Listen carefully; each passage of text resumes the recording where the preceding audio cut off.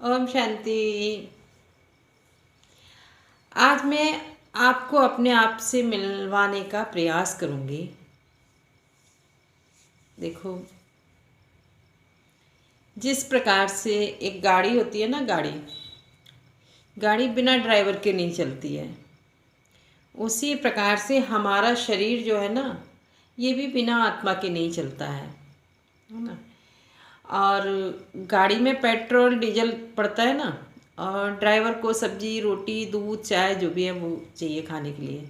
उसी प्रकार से हमारे शरीर को दाल रोटी सब्जी दूध चाय ये सब चाहिए, और हमारी आत्मा को चाहिए ज्ञान, सुख, शांति, प्रेम, आनंद, शक्ति और पवित्रता। ये चीज़ें चाहिए। जैसे गाड़ी में होता है ना, ऑयल होता है, क्या क्या चीज़ें होती हैं, कई चीज़ें चाहिए रहती हैं उसमें। पानी भी डलता है, ऑयल भी डलता है, पेट्रोल डीजल भी पड़ता है, समय समय पर सर्विस भी होती है। उसी प्रकार से हमारे शरीर को 5 चीज़ें चाहिए। कहते हैं ना, इनके बिना हम जीवित नहीं रह सकते। देखो, हवा चाहिए, बिना ऑक्सीजन के भी तो आदमी नहीं रह पाता है।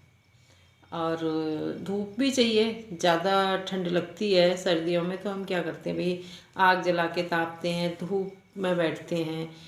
और इसको क्या नाम है, धरती भी चाहिए रहने के लिए। और किसी कोठरी में बंद कर दो वो भी नहीं रह सकता, खुला आसमान भी चाहिए उसको, है ना। तभी तो कहते हैं ना, छित जल पावक गगन समीरा, और 5 तत्व मिल बना शरीरा। और जल भी चाहिए, जल के बिना तो जीवन ही नहीं है। तो ये 5 चीज़ें इस दुनिया में मिल जाती हैं जो शरीर को चाहिए। आत्मा को क्या चाहिए? 7 चीज़ें: सुख, शांति, प्रेम, ज्ञान, आनंद, शक्ति और पवित्रता। ये चीज़ किसी दुकान में मिलती है? नहीं मिलती है ना, क्योंकि आत्मा इस दुनिया की है ही नहीं, इसलिए इसकी चीज़ें भी इस दुनिया में नहीं मिलती हैं। ये शरीर तो हमें इसी दुनिया में मिला है ना, माता पिता के द्वारा। आत्मा तो ऊपर से आई है, परमात्मा ने भेजा है।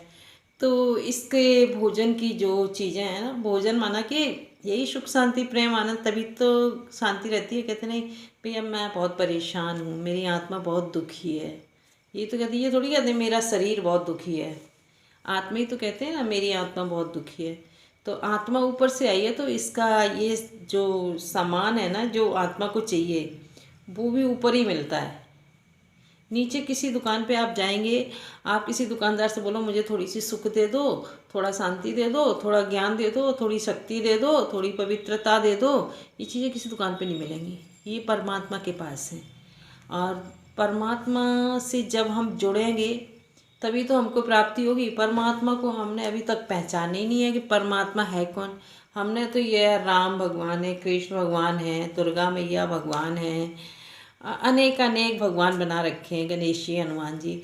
एक तरफ ये भी कहते हैं कि भगवान तो एक है। वो एक कौन है? वो एक है परमपिता परमात्मा शिव, जिसके लिए रामायण में लिखा है ना, बिन पग चले सुनह बिन काना, कर बिन कर्म करे विधि नाना। अब राम को, हनुमान को, कृष्ण को, गणेश जी को, किसी को भी देख लो, सबके हाथ पैर मुंह नाक कान है ना। तो वो बिना पैरों के कैसे चलते हैं? उनके तो पैर हैं। तो बिना पैरों की जो, जिसके लिए ये चौपाई लिखी गई, वो कौन है? शिवलिंग। शिवलिंग आपने देखा होगा, उसके कुछ नहीं होता है, गोल गोल पिंडी होती है, वो ही है परमात्मा शिव। उसी का जब हम ध्यान करते हैं तो हमें इन चीज़ों की प्राप्ति होती है। अब ध्यान करने के लिए हमको इसका पता भी तो मालूम होना चाहिए, वो रहते कहाँ हैं। तो वो रहते हैं परम धाम में। इस सूरज चाँद सितारों की दुनिया के ऊपर एक लोक है जिसको सूक्ष्म लोक कहते हैं, उसके ऊपर है, उसको परलोक जिसको कहते हैं, उसी को परम धाम कहते हैं। वहाँ परमात्मा शिव रहते हैं, वहीं हम आत्माएं रहते हैं। वहीं से हम, जब हमारा शरीर तैयार हो जाता है ना, तब हम वहीं से आकर के उस शरीर में प्रवेश करते हैं। तो अब हमें परमात्मा से जब मिलना है तो हमें परमात्मा जैसा ही बनना पड़ेगा। हमें शरीर को भूलकर आत्मिक स्मृति में स्थित होना होगा, तभी हम परमात्मा से अपना कनेक्शन जोड़ सकते हैं, तभी हमें ये शक्तियाँ प्राप्त हो सकती हैं, फिर हम सुखमय जीवन व्यतीत कर सकते हैं। अच्छा, ओम शांति। तो हम कौन है? हम एक आत्मा हैं, हम परम पिता परमात्मा की संतान हैं, हमारा घर परम धाम है।